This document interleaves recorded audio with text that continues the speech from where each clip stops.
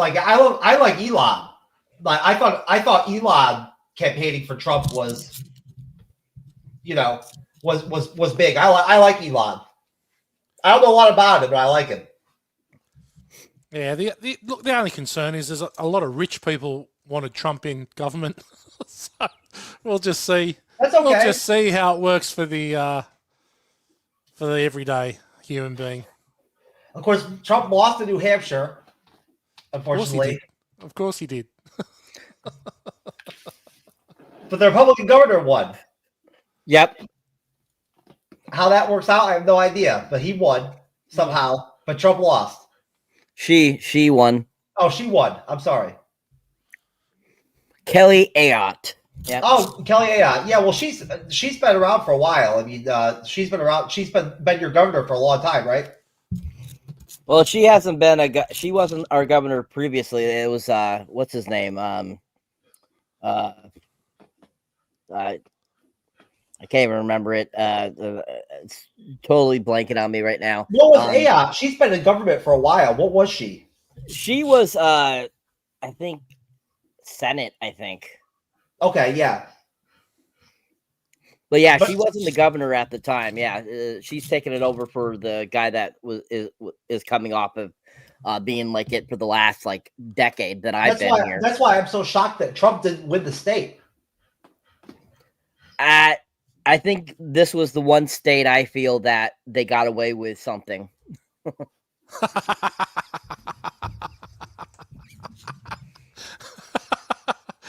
Not too big to rig in New Hampshire.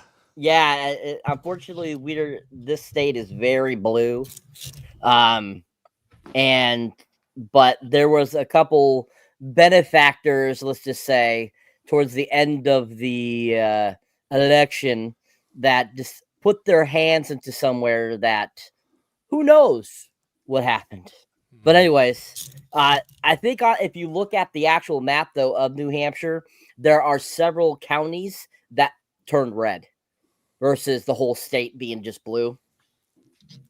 So, well, Trump won he won a lot of counties. He won the national election. Yep. So he won the popular vote, so nobody can. That's like a resounding, indication of his dominancy in the election that he won the national vote like that. Nobody on the left can take that back from him at all. Why is it saying go live when we already went live? I don't know. Oh, we're live. It's for Rumble. All right, sir. I'm going to turn it back. I'm going to turn it over for you for Black Hawk Down. There we go. So, good evening, folks. Welcome to the MCU'S Bleeding Edge. We are live tonight to discuss the 2001 film Black Hawk Down. And this is a fantastic war film if you have not seen it. One of the better ones, I feel, around its time. There's been a lot of great war films over the years. So many different ones. And, this one came out kind of at a pivotal time where there was quite a few war films dropped several times, throughout the kind of the spanning time frame that this film came out. And, so I think that this is one of the ones that I just think really kicked it out of the park. I thought a lot of these films were really great, but this one in particular just was really interesting, simply the fact that this one, out of all the ones I felt that came out kind of around this time, this one was based on a true story. Majority of war films usually are, but this one actually was kind of telling a tale of something we really hadn't heard much about. So I thought that was really fun about this film. So my first question for you guys is just, with that being said, with there being so many, this coming out around a time when there's so many war films that came out within that time frame there, that 5-6 years there, how do you feel Black Hawk Down compares to those other ones, like Saving Private Ryan, We Were Soldiers, even, if you want to go back to Glory from 89, what do you feel? How do you feel Black Hawk Down ranks within all those films that came out in a really short period there during the early 2000s? And I'll start with you, Jeff. I don't think I would. I I don't think I would try to have this film compete against other war films during that time period, because I don't think that other war films that were being made had the same intangibles that Black Hawk Down did in terms of the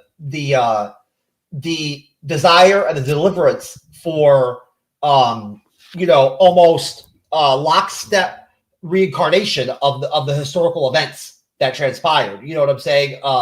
The Thin Red Line came out in the 90s, in the late in like the mid to late 90s.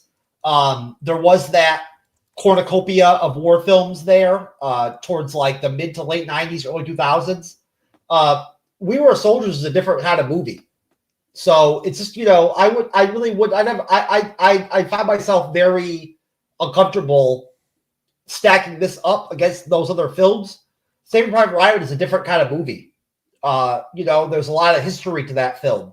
Black Hawk Down has history to it, but the way it's shot and the way it delivers on screen, it's very 21st century, in terms of how war is displayed in this film.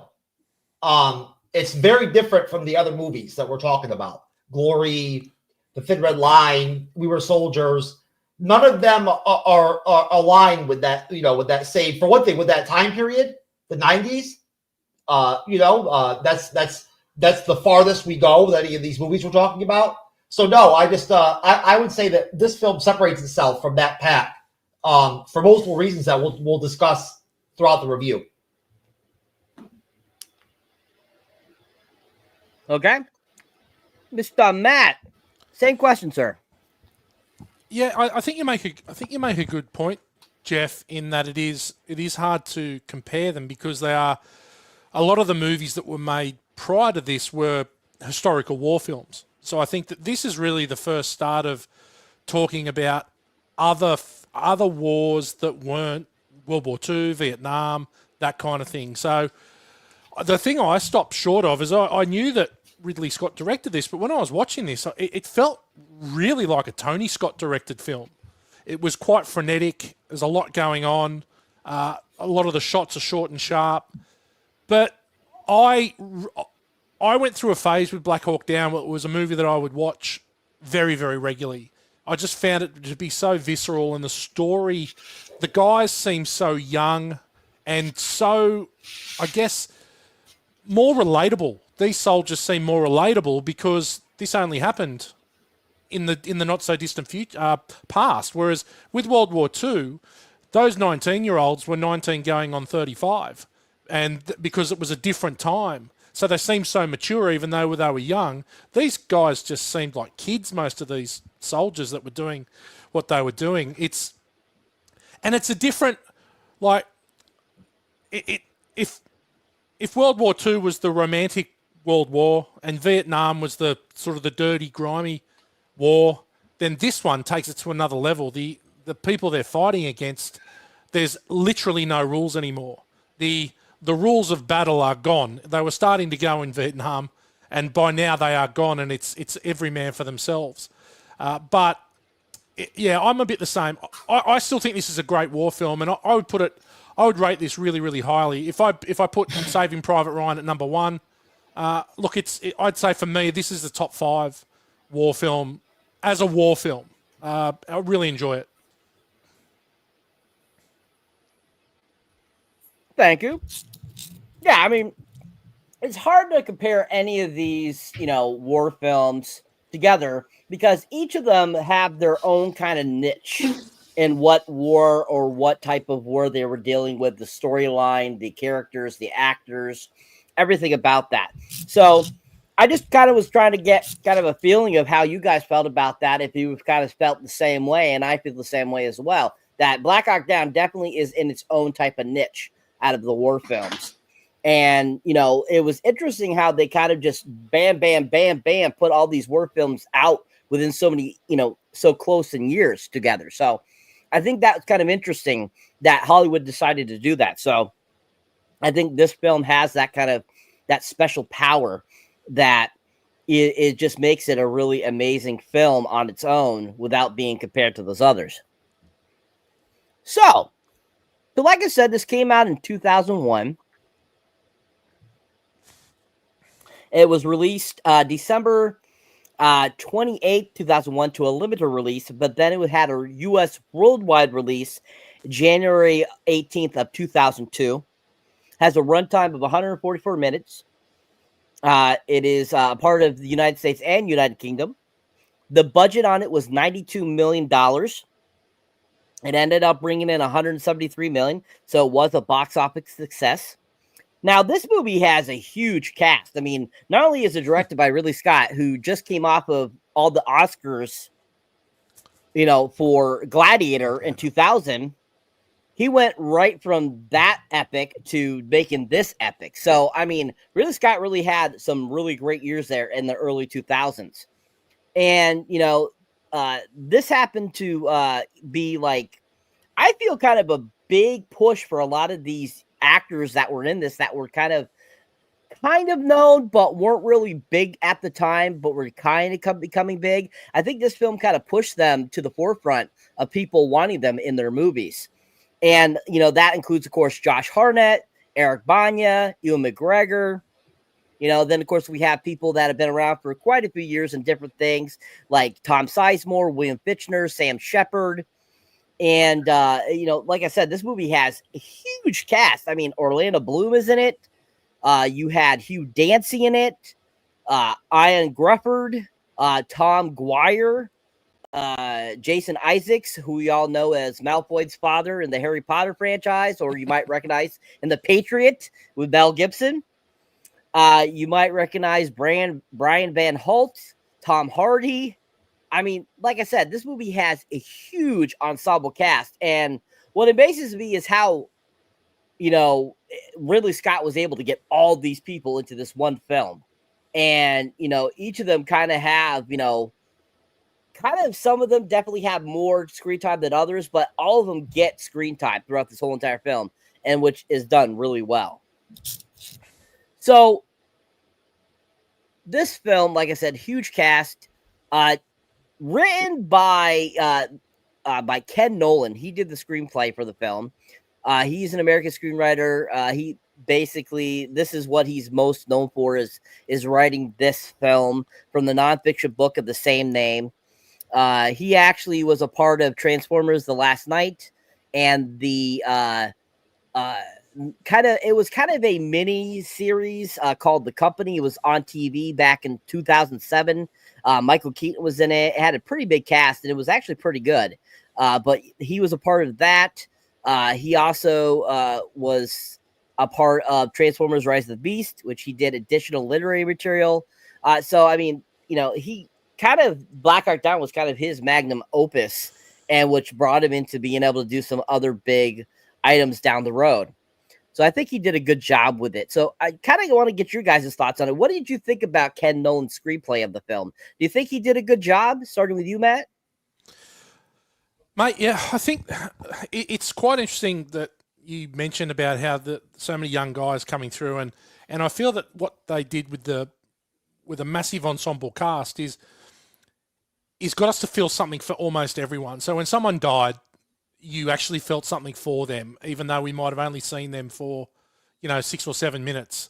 But we felt like we got to know them. And I think it's funny. So I think the screenplay is great. I think that it's obviously, there's a lot of yelling, there's a lot of screaming, but I think it's in the quiet moments. There's a couple quiet moments with Josh Hartnett and Eric Bana before the battle, during the battle, and after the battle, which sort of, I guess, give it that a real passionate and heartfelt feel to it, that you really buy into the plight of these guys.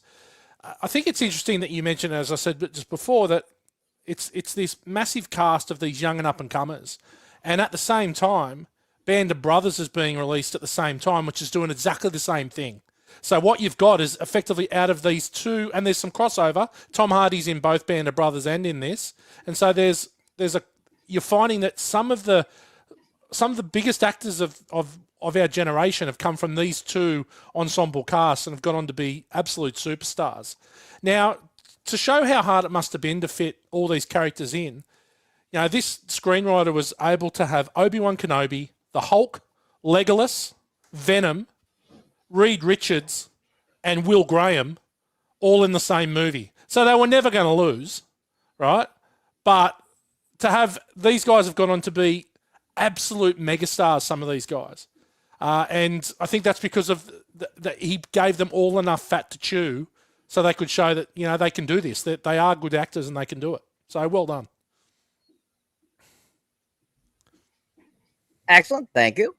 Jeff, any thoughts on the screenwriter? What job he did with the film? Well, I'm reluctant to lend in on the screenwriting just because screenwriting is tough to, disseminate from, an overall picture that you take in. I'm not a Hollywood person, so all I would say is that they obviously did their work before the film was made, during the film, throughout the entire production. They did everything they possibly could have done to hone in on the actual real accountings of what transpired during this operation. And they went out of their way to harness the real life experiences of the actual participants in this battle, in this operation. And the screenwriter was on set for 4 months during the production, so he was rewriting throughout all of that. And they had military experts, and they had people from this battle during the production, during the set, during the sets and everything that were there. I'd have to imagine that all influenced him quite a lot. So yeah, I'd say that that it was really well done, and from my perspective, almost seamless, probably. I mean, at least for a made for for TV movie kind of perspective, almost seamless. From you could see that the effort that was put into making this really like real life. All right, thank you. Excellent. All right. Great job, folks. Great job, guys. All right. So basically, let's get into the movie. It is 1992. A famine in southern Somalia, induced by the civil war, leads the United Nations Security Council to authorize a military operation with a peacekeeping mandate. Conflict ensues between UNISOM II and Mogadishu-based militia loyal to Mohammed Farah Aidid. In response, U.S. President Clinton deploys Task Force Ranger consisting of 3rd Battalion, 75th Ranger Regiment, Delta Force operators, and flight crew of the 160th soar to Mogadishu to capture Aidid, who has proclaimed himself president. Aidid's militia attacks a Red Cross food distribution shipment and steals the aid, but the Rangers are unable to respond due to the rules of engagement. So we'll stop there. So what do you guys think about kind of this beginning of this story of this, real life incident over in Somalia?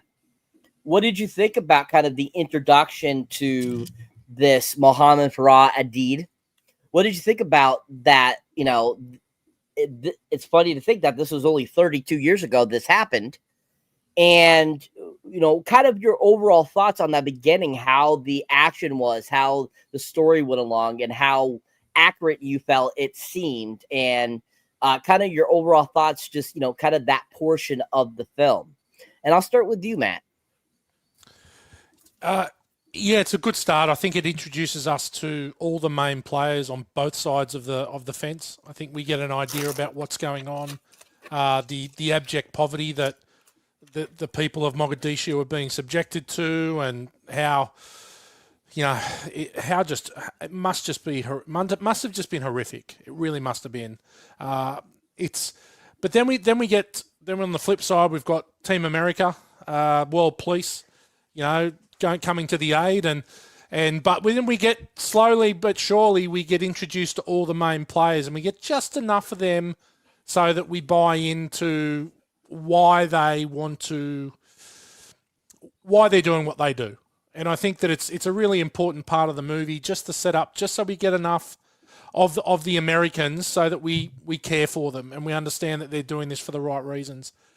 It's funny that we've always got, in every freaking war movie, we've always got the clown that mocks the commanding officer, and he always gets caught out. Same thing happens in Band of Brothers as well, where there's the guy who takes off all the commanding officers, and I think there's a little bit of tropiness and a little bit of like bog standard screenwriting where we just need to open the crack to every character. But I think it's done really well, and I think that we actually get a feeling. The thing I like about this is that we actually see some fear. Like there's some fear being built into them as well. So Josh Hartnett gets given a new role, and he doesn't know whether he can do it. Ewan McGregor, finally all he wants to do is fight, but then as soon as he gets told he gets to fight, he shits himself. Like everyone there's that little bit of fear, which I like to see because that's realistic. I can't imagine that every soldier goes into battle gung-ho and thinking this is the greatest thing ever. There's got to be some fear there. And I think we get to see that. I think it's a really good opening. And there's not much to it. It's like 10 minutes and then we're sort of into it where they're flying overhead. And so they capture enough that they need to get us to buy in. Excellent. Yeah, I agree. It definitely is a good, solid opening that really gets you into this story, that this based on true story. It gives you kind of an idea of kind of what they're dealing with, kind of gives you an idea of, kind of giving you a realistic approach to what it's like for these, soldiers, and kind of give you an idea that it's not just all fun and games. And that's kind of one thing about a lot of these, war films I felt during this time. They really try to make them as realistic as possible to try to give you an idea of what these soldiers go through and what they do to save our country. And I think that is a really great, testament to show and give people an idea of what these soldiers, what they, give at cost to keep our freedoms. And I think this film does a really good job of showing us that type of deal. All right, Jeff, what's your thoughts on that beginning intro, sir? It's a really well done reintroduction, or first introduction for most people into the actual conflict itself. And I don't think that most people, nowadays, especially in 2024, are going to right off the bat remember, Mogadishu. And I barely do. I barely remember the news in the 90s of these incidents, of what went on during this time period. This was when Bill Clinton was president. So I do remember it, but it was very much something that wasn't like a big, it wasn't first top of the news kind of thing. It was sort of in the background of the news, set back then. And I think that they do a really good job in the film to lend off of Matthew of humanizing and being very, what I assume is accurate and authentic in representing what your typical layout would be, with all these different branches, all these hyper top-notch outfits from the military, the U.S. military, being thrown into the same operation together, right? You've got the Green Berets, you've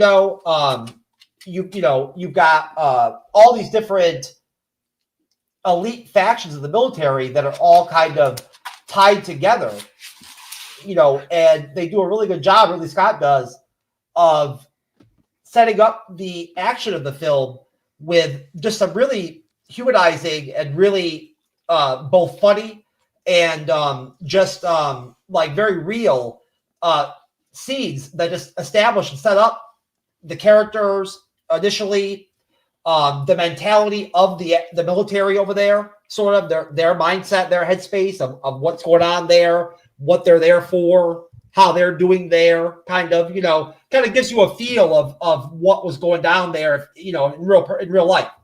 And I think that Eric Bana really stands out to me in the introduction. He really stands out as somebody that really, his role, I really enjoyed in the film, and he stands out a lot in the introductory part of the film.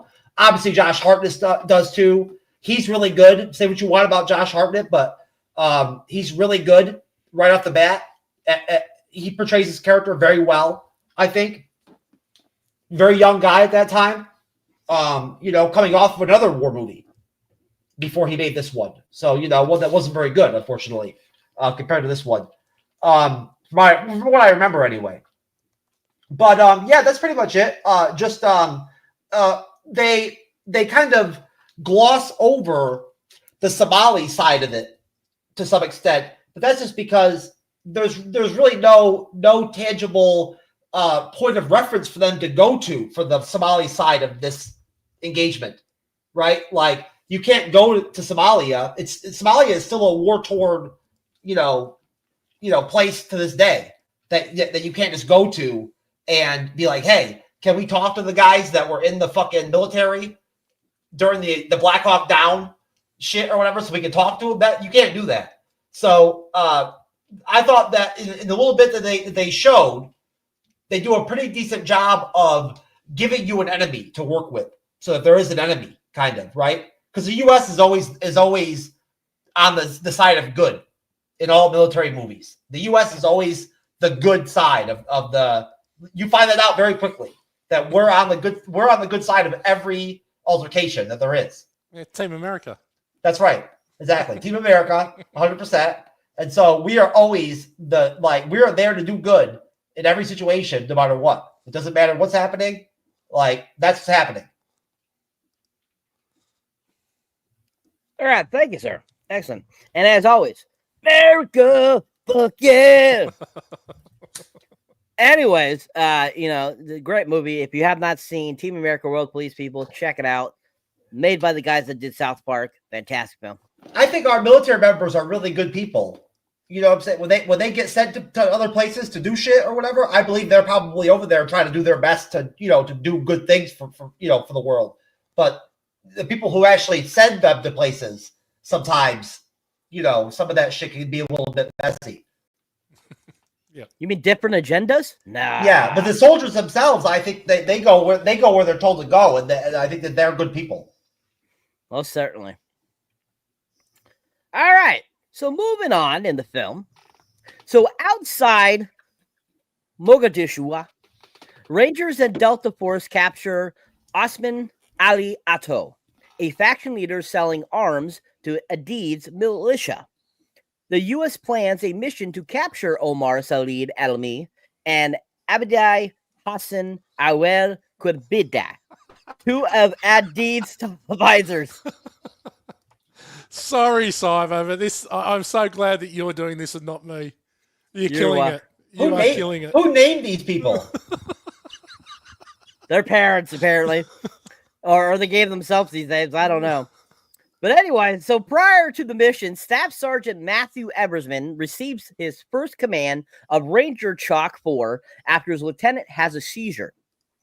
Members of his chalk include a fresh 18-year-old private first class, Todd Blackburn, and specialist John Grimes, a former desk clerk. So we'll stop there because that kind of gives you a little bit more introduction to Ewan McGregor's character, into Josh Hartnett's character, into Orlando Bloom's character a little bit there. And I mean, you get kind of a interesting insight kind of into the Somalia aspect at this point. So starting with you, Jeff, what did you think about that section, the introduction to them getting started with the mission, and kind of the overall thoughts on the actual Somali side of this portion of the film? I don't have really much to say. I don't think, other than again, I already kind of got into it, that it introduces the key, some of the key characters that we then dive into deeply during the actual operation itself. Besides that, you don't get. I mean, the scene with the warlord or whatever that gets brought in is like a minute long. And then you see him for like half a second in another scene later on, but that's about it. So like there isn't much really shown with him. We'll talk more about the actual operation itself when they go into Mogadishu and they actually go into into the actual the war zone itself, I guess if you want to call it. But Legolas was great. I mean, he's so young in this pre-Lord of the Rings, which is crazy because Lord of the Rings is already old as fuck. The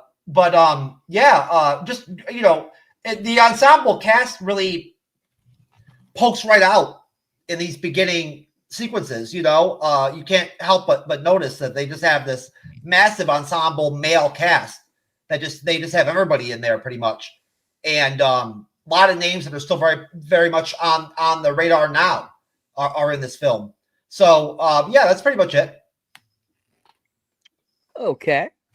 I mean, Lord of the Rings actually came out the same year, 2001. So Legolas was big, and I think that's kind of what probably catapulted him in this film too as well. People were like, "I love Legolas. I want more Legolas." And they're like, "Oh, Orlando Bloom's in this film. We should check him out in this film." But yeah, I mean, a lot of these guys, they definitely were younger, and I think majority of them they were like early 20s. Orlando Bloom was born in 1977, so he would have been 24 when this came out, probably 23 when he filmed this. And then Josh Hartnett, of course, was like 21, 22, something like that. And I mean, a lot of these guys, they were all like, mid 20s. Some of them were in their 30s. But yeah, I definitely agree that this young cast all was, a big, amazing just crowd of these great up and coming actors that all of them have proven that they're very versatile actors and can do many different genres. All of them are really good in this film, and I think that this section really kind of gives you a good idea of what you're going to get into for their acting as it goes down the road. I love the scene there with Jason Isaacs, and he has to deal with the clown guy, and he kind of like, "Oh, something's funny, huh? Yeah, that was a pretty good impression, huh? Yeah. May I talk to you for a second?" And he's like, "If you ever do that again, I'll make you lick the latrine with your tongue." And listening to Jason Isaacs have a normal American accent was super great. I thought he did a great job giving kind of that Southern kind of drawl type to it, even though he's English. So I thought he did a really good job with that too. And then even Orlando Bloom, I was really shocked at how well he did with, doing like an American accent versus his English accent. So I thought they all did a really good job. If they're English, they did a good American accent. All right, Mr. Matt, same question, sir. Yeah, I think it's we're just really bedding down the important players, and I particularly like the stuff with Ewan McGregor. I particularly like, obviously, Eric Bana being an Aussie is great, and I think that he obviously plays. He's going through a run here, Eric Bana, and he becomes one of the bigger actors on the global stage for a little while there. But look, I think that it's a bit calm before the storm, and I think what we're doing, we're being introduced to an understanding of the relationship and the commitment that these guys have to each other. And then when we do know when they're about to go into what can only be described as hell and the worst place on earth, and that they're going to have each other's backs and they'll do whatever it takes to survive. And as we go further on in the movie, there's a going way forward towards the end of the movie where one of the guys goes, no one gets out alive. We don't leave anyone behind. And either they then give an order, which is, we all know what's going to happen when he says no one gets left behind, and that's just the lengths that they will go to. And I just think that this is all prepping this. I think it's really methodical. It's well paced, and I think we introduced as what Jeff says, that you're right. Whenever Team America are involved, they're always on the side of good, and this is. they really portray the militia as being the absolute worst of the worst. And I think that we can't wait for them to go in and try and for what seems to be such an innocuous mission to extract someone out of somewhere to get information, to put all these people at risk just for this very, it's what seems like innocuous mission is about to go south pretty freaking quickly. Agreed. Excellent job, sir. Yeah, very much so. I think that, we really get a good kind of start into the film here, giving us a great charge on, what we're getting into as the film goes forward. All right. So continuing with the story. So Delta Force operators capture Adid's advisors inside the target building while the Rangers and helicopters escorting the ground convoy take heavy fire from the rallying militia. Blackburn is severely injured when he falls from one of the Black Hawk helicopters. So 3 Humvees led by Staff Sergeant Jeff Strucker are detached from the convoy to return Blackburn to UN-held Mogadishu Airport. Grimes is separated from Eversman's Chalk after surviving an RPG explosion. Just after Strucker's column departs, Blackhawk Super 6-1, piloted by Chief Warrant Officer Clifton Elvis Walcott, is shot down by a rocket-propelled grenade. Walcott and his co-pilot are killed. 2 crew chiefs are wounded, and 2 Delta Force snipers on board escape in a MH-6 Little Bird helicopter. All right, so we'll stop there. Lots of action going on in that section there. What are you guys' thoughts on that section? Starting with you, Matt. Well, we get the key statement for the whole movie in this section. We've got a Black Hawk down, we've got a Black Hawk down. And I do love when it is done well that the title of the movie is worked somehow into the script. And this is done well. So it starts off so... it seems so simple. They get in easy. The Delta Force get the guy. They get them into the convoy.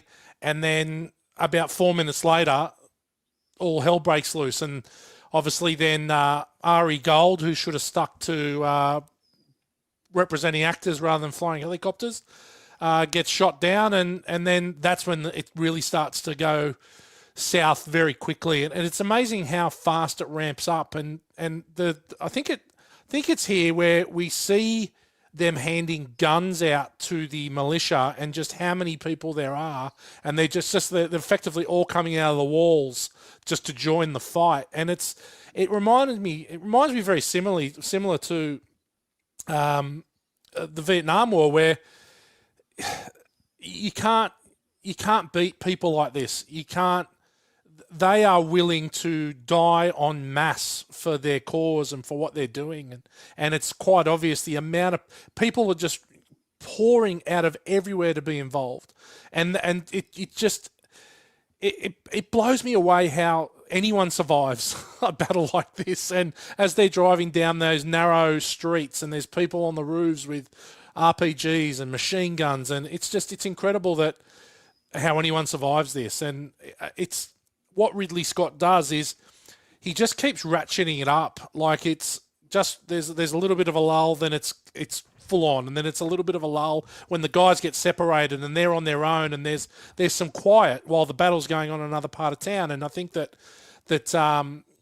but seeing that Black Hawk get shot down is a very, very frightening thing, because that's their superiority. They've got air superiority. That shouldn't be an issue, and the minute that happens, it all gets flipped on their head. Most certainly. Great job, sir. Excellent. I mean, if you think about it, the helicopters, the planes, whatever situation the military are in, and those machines are what they rely on to get the people in and out safely. And so when one of those gets blown up or taken down, it's like all hell breaks loose. So that's a very good point. All right, Jeff, any thoughts on that section, sir? Well, I think that the dominance of the U.S. military also lends to that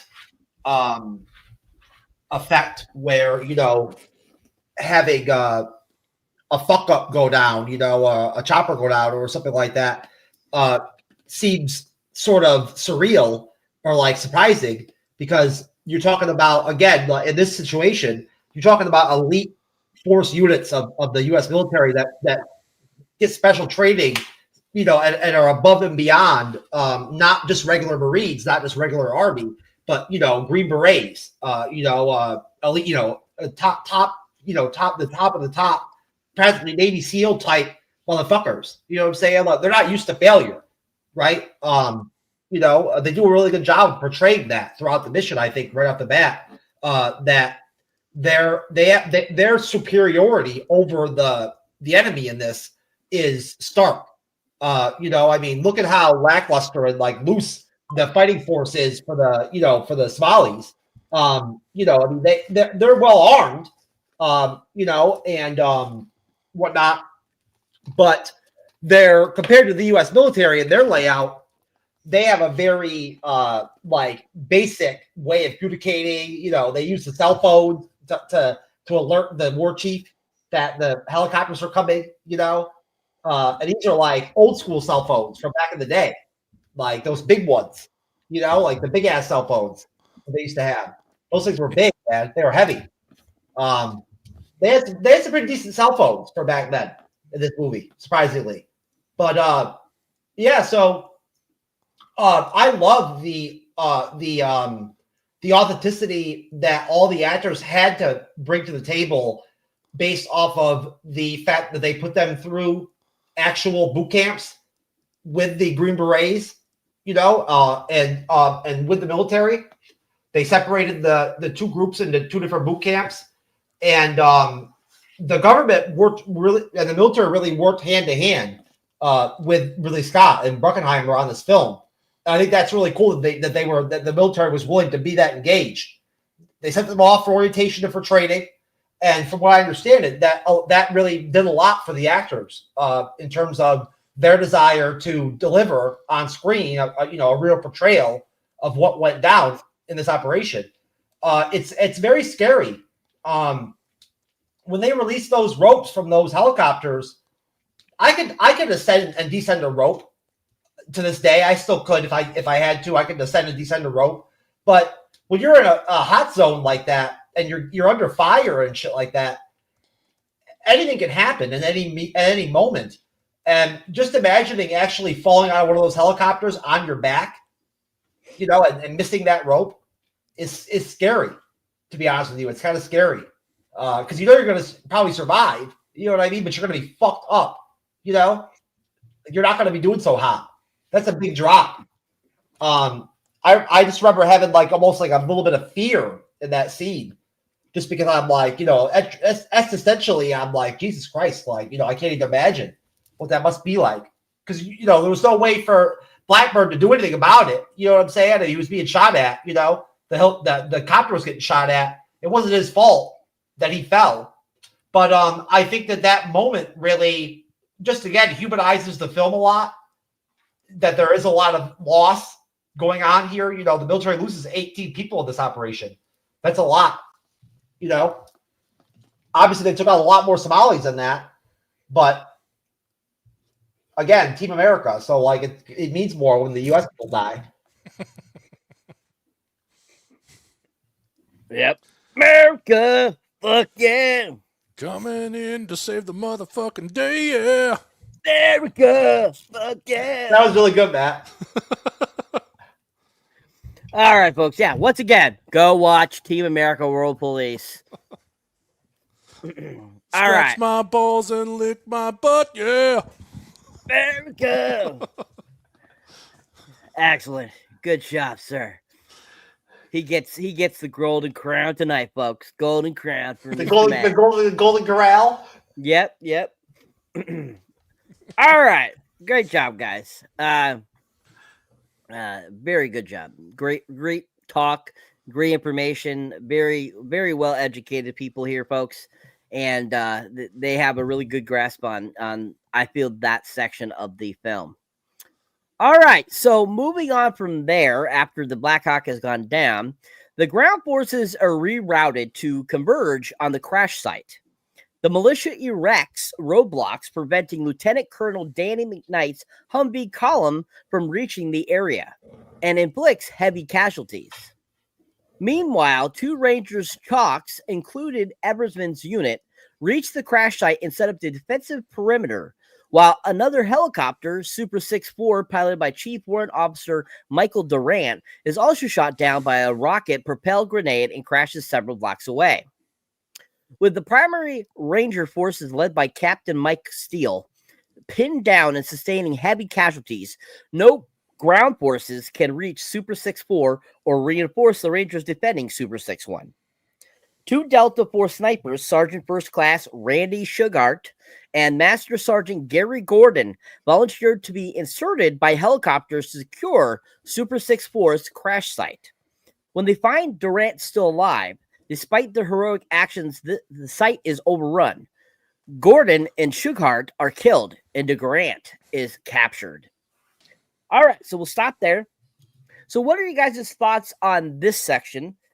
Basically, kind of the recon to try to go save the Black Hawk down, and kind of what ends up unfortunately happening with the heavy casualties, and kind of what happens with the other teams trying to go in to fix this.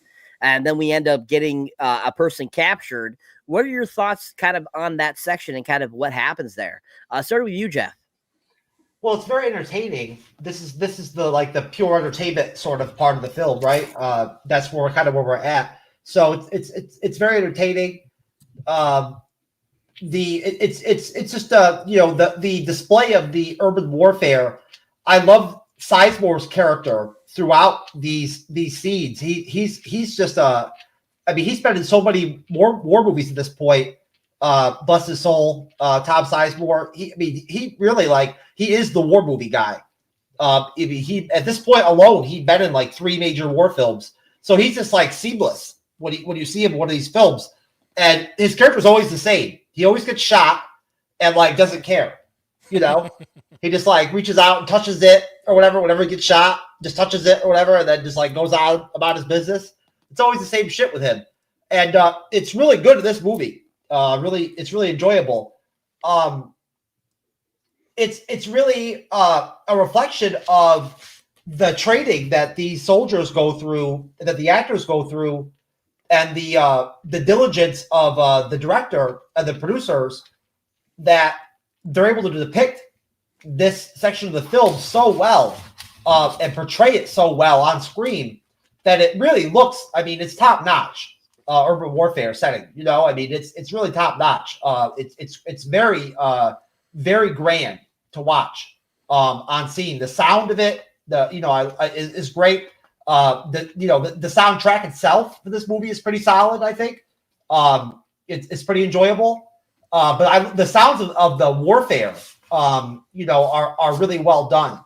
Everything sounds really crisp and really, really vibrant and really, really real, really, really real life.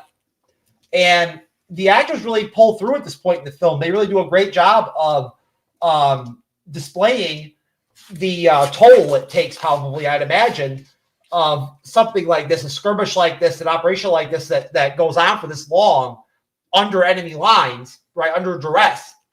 But yet having that motto of never leaving anybody behind, alive or dead. So they have to, bring their dead out of there. There's no way around that. It has to happen, right? It's going to happen no matter what. No matter what has to happen, they're gonna get those pilots out of those choppers. That's going to happen.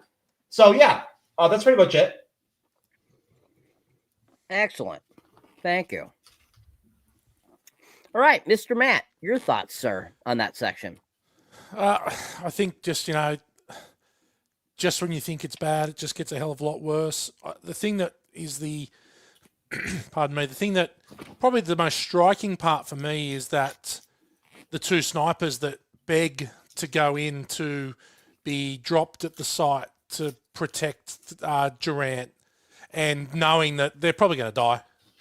And that scene where you know, they are running out of bullets, and he runs back and gives a gun to Durant, and then runs back with a handgun left, effectively to hold back hundreds of this crowd charging at them, is brutal. And it's just, you just think, how do these guys do this? Like, how do you look death in the eye and go, I'm not important anymore, I'm going to make sure he's okay? And I think that it's why I could never be a soldier, I don't think, you know, and it's one of these situations where you don't know how you react until you put into it. But that, out of this whole part of that movie, and there's some sad parts in this movie, but that bit where those two snipers decide that they're going to go down and they're going to sacrifice themselves for one guy is just, it's heartbreaking. And then seeing what they do to those guys, and if you read further into the story and actually cut a substantial amount out of the movie, at what they did to those bodies, how they paraded those bodies around the streets. And it was just like, you are dealing with the worst of the worst. And yeah, so I think that's what I take away from that part. It's at a point where you've got I also find, geez, it must be really difficult because you've got three, obviously the poor guys on the ground never get to talk to the decision maker. Right, so you've got Sam Shepard at the base, then you got the guys in the helo above, and then you got the guys on the ground, and none of them really know what's going on apart from the guys on the ground. And all you're saying as a viewer is just send more fucking people in to help these guys, and they never do. And it's just like you're on your own, and it's such a trope in all war movies, but it really happens, and that's frightening. So. Yeah, a great part, and probably the most emotional part of the film, I think, is this part of the movie. The next, obviously, when the young kid dies, but this is, for me, it's the part of the movie that's really got the most heart to it. Excellent. Thank you. And just kind of a little FYI for those out there, Mr. Durant, who is the pilot of the other Blackhawk that goes down, that the gentleman that Mr. Matt was just talking about go to try to save, he actually is a huge, he has become a huge Republican over the years, which I found kind of interesting. I was just reading a little bit about him. He actually ran for Alabama Republican Party seat in 2022 after his military days. And I think that's kind of interesting that he I didn't recognize the guy's character's name from this, because I remember seeing him in the news a few years ago. So yeah, I think that's kind of interesting. Navy guy and or Army guy, and he seems like a very interesting individual. He actually ended up hurting his lower vertebrae when he got injured in that that helicopter crash, and ended up, healing up quite fine, and continuing with his military career till 2001. So that was kind of interesting. All right, Mr. Jeff, any thoughts, sir, on that section? The one we just went over. Yes. I just want to make sure that I got you. Yeah. Okay. Just want to make sure I got you. All right. I thought I did, but I just wanted to verify. All right. Excellent job, guys. Excellent job. All right. So, after that, all right. Let's see here. Okay, so jet down. Yep. Okay. All right, so moving on from there, that's when we get to when Mike Steele comes into the picture. And, well, actually, no, we're a little past that. Sorry, guys. I did read that already. That's what I thought. All right, so McKnight's column relinquishes their attempt to reach 6-1's crash site and returns to base with the prisoners and their casualties.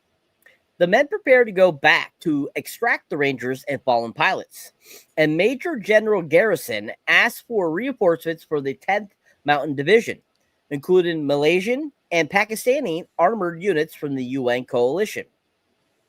As night falls, Adid's militia launches a sustained assault on the trapped Americans at Super 6-1's crash site.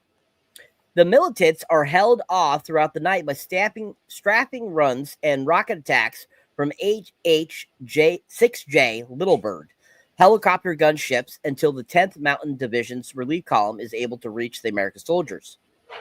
The wounded and casualties are evacuated in the vehicles, but a few Rangers and a Delta Force soldiers are forced to run on foot from the crash site to reach the safe zone at Mogadishu Stadium. So we'll stop there before we get into the epilogue there. So what do you guys kind of think of the finale of the film, the rescue of them, the aid of the other military factions, and kind of your overall thoughts on that kind of final outing and battle there that they had to deal with? Starting with you, Jeff. Well, I mean, it's a lot.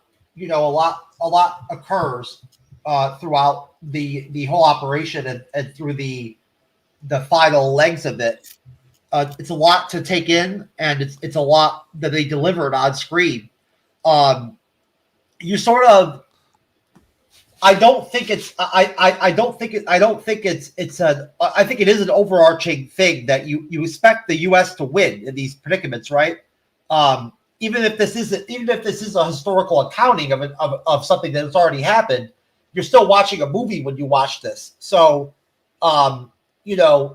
you're still living it in real time, and based off of the movie itself, you get the feeling that the U.S. is going to win in this outcome. That's sort of the vibe you get, and watching them go through that, losing people. They have the one soldier that's been hurt, right? That's been shot or whatever. That they're trying to keep him alive, right? Throughout this, that's pretty deep. It's always deep when you have that stuff going on. Watching them survive throughout the night, with the copters, with the armed helicopters coming back to strafe and pound down on the city throughout the night, to kind of take the pressure off of them, is really interesting. It's a lot of fun. It's a really good part of the movie that's really entertaining, and just shows the resiliency of the soldiers. That they just keep on going. They fight till they run out of ammo, essentially, right? And you're right there with them. And you watch a lot of people that you start the movie off with. You watch them die, unfortunately. And you feel the losses. It definitely there's definitely a reality, a real life tone to the death in this movie. There's a lot of seeds that display the Somalian people, living through this war zone and trying to give off, an impression to the audience of what it would be like to just be trying to raise children and things like that, and live in a war zone like that. And it's very real. It's very heartbreaking to watch. It's deep. You feel bad for the people. They're suffering. They're hungry. I mean, starving people is the worst way to kill people out there, ever. That's the worst shit ever. When you starve people to death, that's the worst. You can't really do any worse than starving people. That's bad. That's fucking horrible, man. No wonder Team America had to go over there and do some shit. You know what I'm saying? I would hope Team America would go fucking do something if people are being starved. Seriously, that's what we're about. But watching them trying to imagine being in one of those Humvees, right? On the Humvee detail, and all the fire that they're taking throughout on the streets, right? It's crazy. The guys with the M50s that are shooting those 50 caliber machine guns on the streets. What's his name? DJ Squalls or DJ Quall or whatever the fuck his name is or whatever goes deaf. The one guy, whatever his name is, the European actor. Oh, Ewan Bremer. Is No, his name. not Ewan McGregor. The other guy. No, the guy that's from Train Spotting that shits the bed. Yeah, the train spotting guy. He goes deaf. He can't hear from the sound, from the from the actual sound of the 50 cal around him. Those 50 cals are sick, man. Like seriously, those bullets are so big. It's insane thinking about taking a shell from one of those guns, man.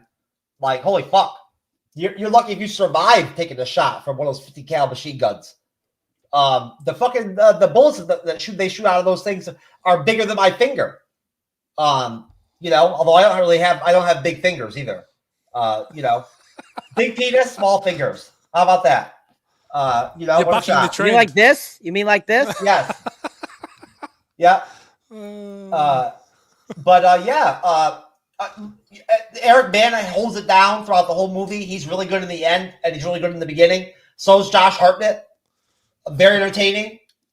Great acting on all fronts. Hugh McGregor was good in the film too. He was really good. I enjoyed him. He kind of falls off there at the end, but he makes his coffee and all that shit. He adds a little something to it. I like Jason Isaacs in the movie as the lieutenant of the Rangers or whatever. He's good. That's it, Cyber. All right. Thank you, sir. Mr. Matt, your thoughts, sir, kind of on that conclusion of the film?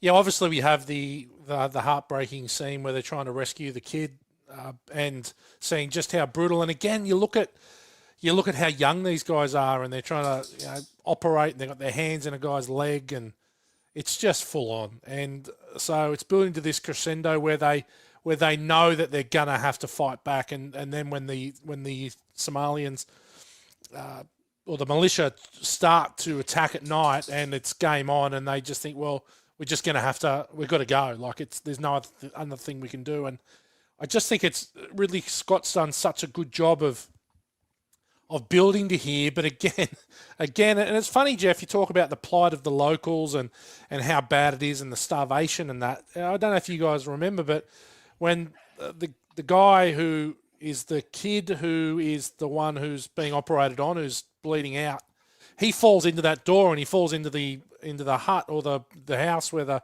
wife is or the mother is with like 5 kids.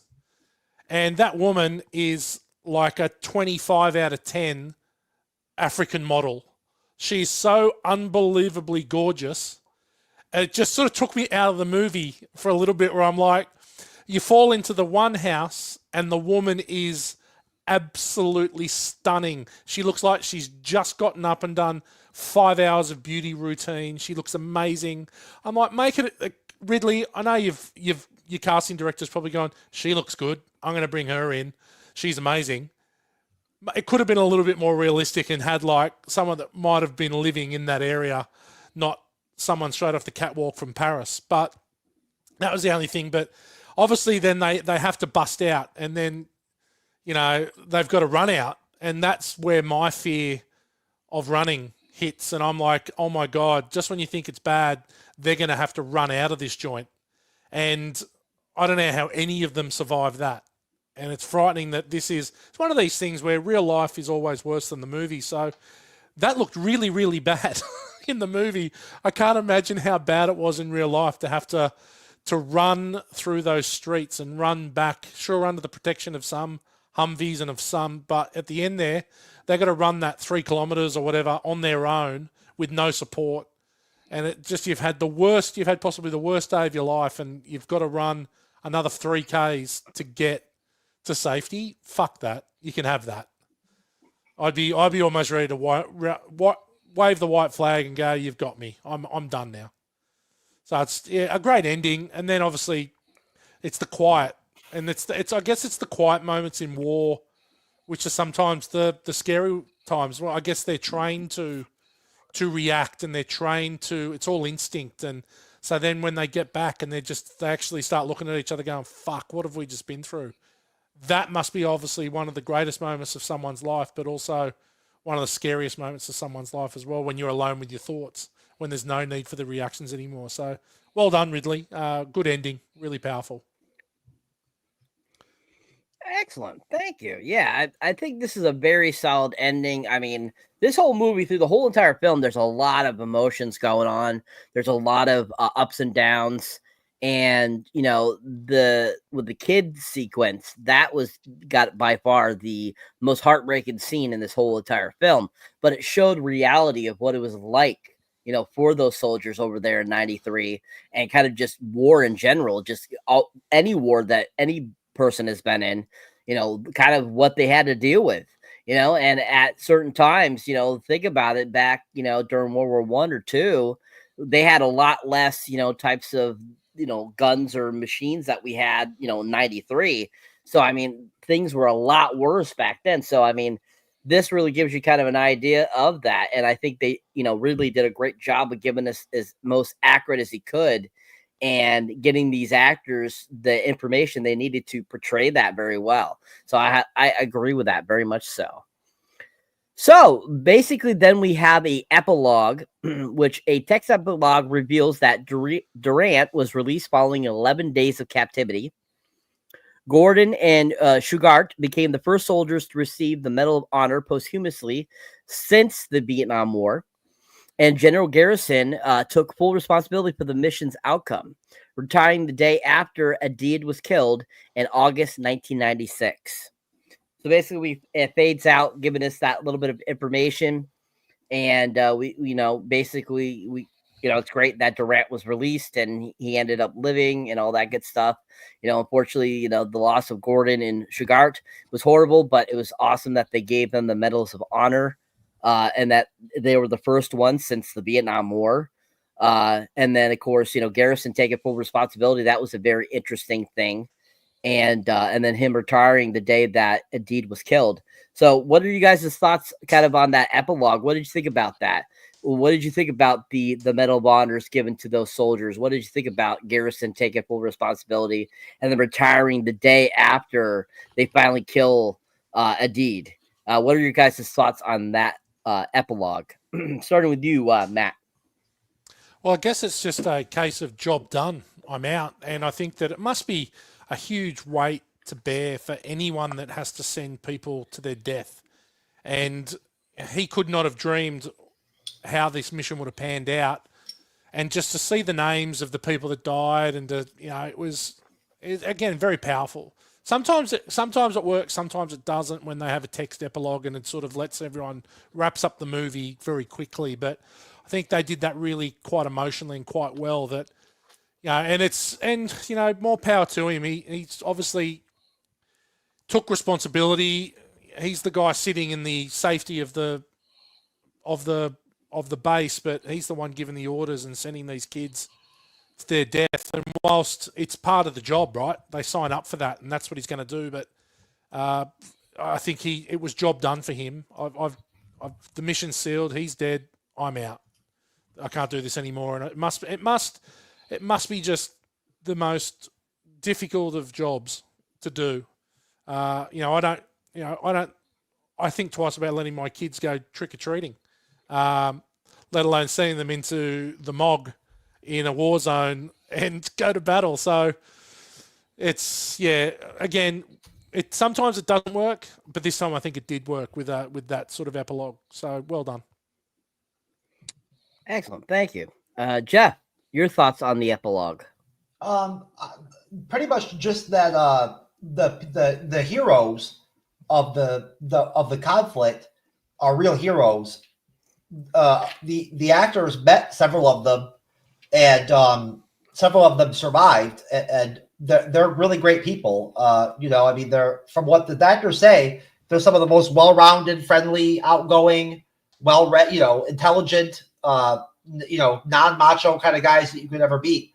So, hats off to them. I think that the cast does a really good job of portraying what I would imagine, because you don't really know, but what I would imagine would be a very authentic representation of what these soldiers were like and what this conflict was really like.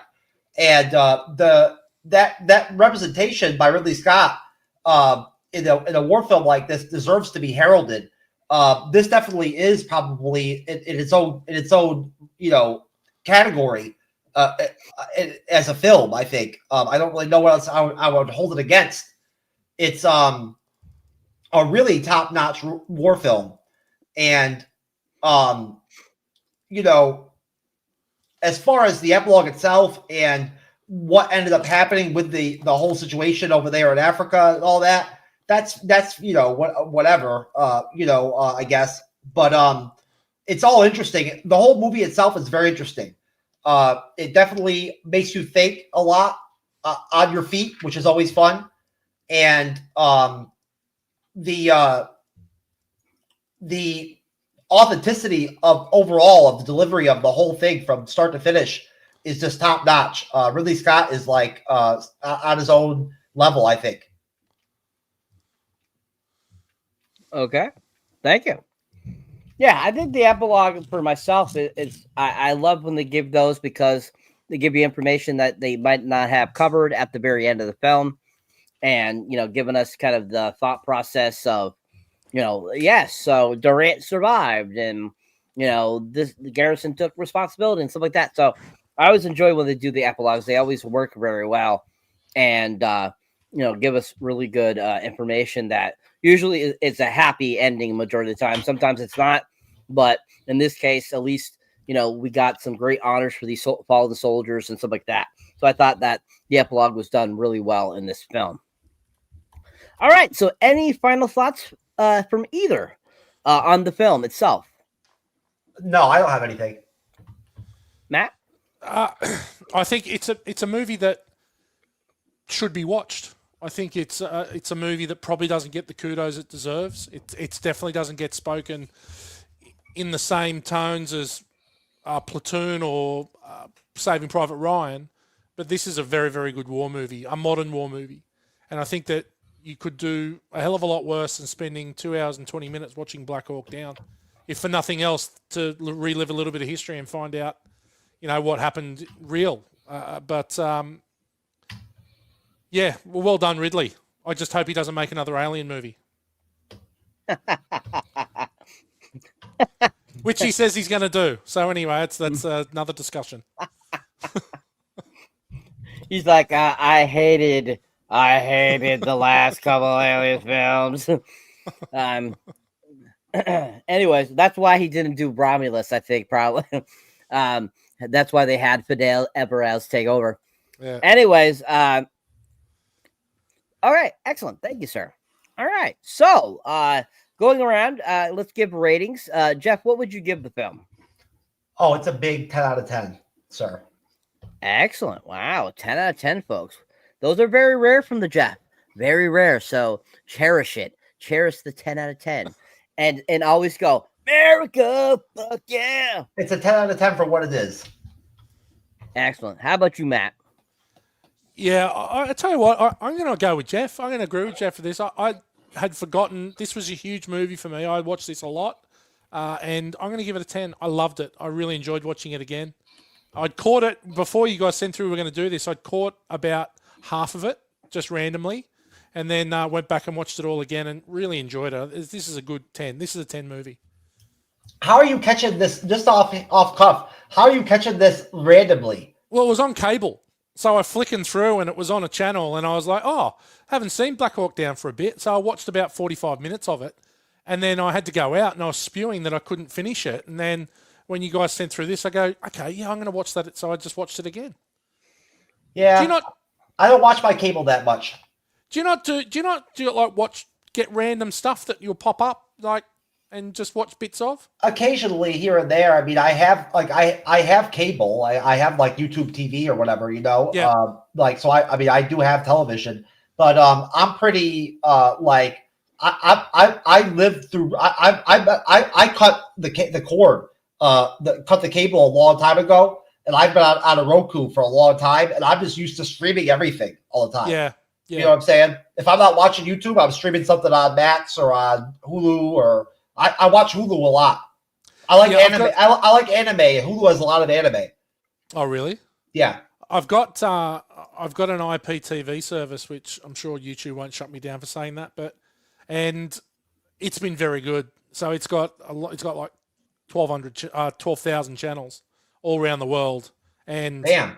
there's a channel there which is 24/7 movies, and it's got all these different franchises, Aliens, Batman, Jaws, Mission Impossible, and it's just, I click on that when I sort of about to go to bed. I'll click on that, and it'll be randomly playing a movie in that franchise or whatever it is. So I've been doing that quite a bit lately, which is how I sort of just catch snippets of films as well. So, but I stream most of my stuff now anyway. So, yeah.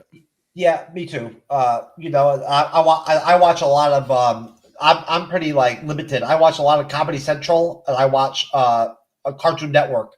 For like Adult Swim, I watch a lot of the Adult Swim stuff at night on Cartoon Network. I like animated series. Yep. All right. Nice. Excellent, guys. So 10, and then I'm going to give it a giant 10 as well.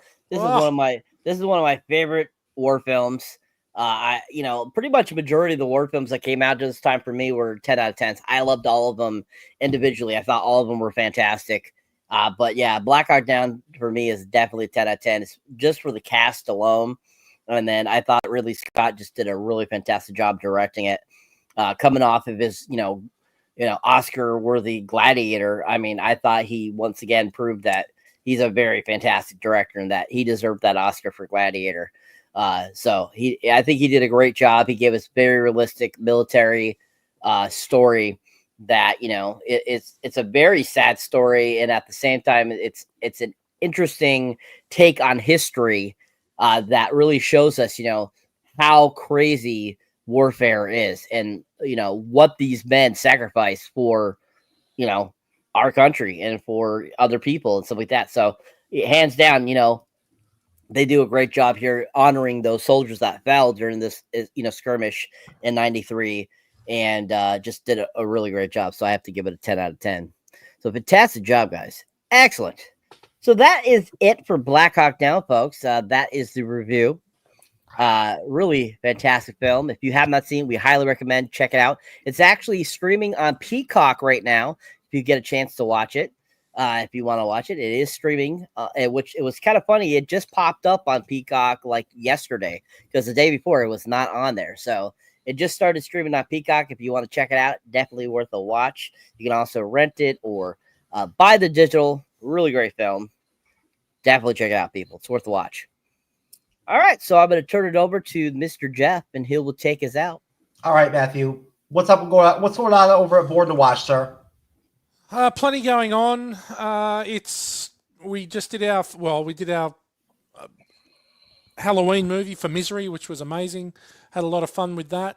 We've got quite a big 5 or 6 weeks coming up leading into Christmas. We've got a couple special guests from actually around Australia that people that have started to follow the podcast, and we're gonna introduce them to the whole fan base, but trying to stay on top of this YouTube thing, which is becoming increasingly difficult. They still don't like me very much, but I'm going to keep pestering them and see how we turn out. But we've got what have we got this week? We've got Anchorman coming, and then after that we're going to do Gladiator because Gladiator 2 is being released. Which are you guys excited for Gladiator 2? I am. Yeah, the trailers look really cool.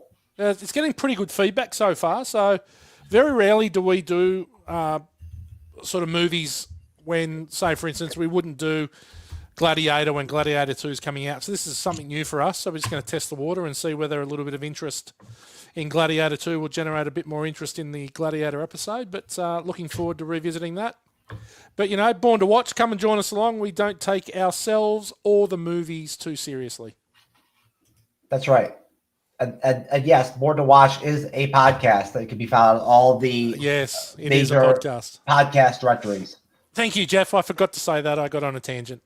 You can find us on Spotify and Apple, and wherever you find your podcast, we will be there. Born to Watch is very consumable in podcast form. Very. And if you prefer not looking at people's faces, which with the four of us, we do have heads for radio and podcasting. I enjoy you guys through podcast format personally, but that's just me. Okay. Thank you, Jeff. I appreciate that.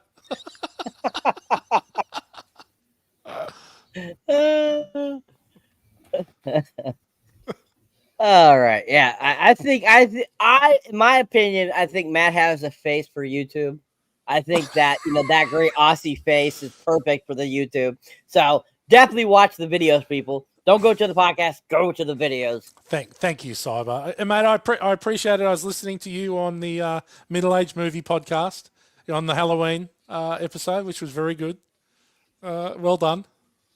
I didn't realize. I knew you were on, but I didn't realize, and I clicked on the episode, and they go and joining us a Cyber. I was like, how good's this? So. Yeah, that was fun. Yeah, it's fun to go over there. They're actually going to be doing a holiday special, a couple holiday episodes this year, so we'll be doing those. So that'll be fun. Lovely. Anyways, if you enjoy me as a moderator or on the panel here, guys, you can check out my solo content. You can find me under Cyberneticshark, all one word, on YouTube, Instagram, TikTok, Facebook, X, Patreon, pretty much any of those places. I can see my most recent review there is Smile 2. Just got that up today. And it's really actually a really fantastic film. Really enjoyable. I thought it was a solid sequel. I actually liked it better than the first one. Simply the fact that I thought that the main actress, I liked her better than Sosie Bacon. So I think that this actress, Naomi Scott, did a way better job than Sosie did. So I was really impressed with this sequel. If you haven't seen that, definitely check out that review there, guys. You can check out my review of Joker Folie et Doigt, which is the sequel to the first Joker.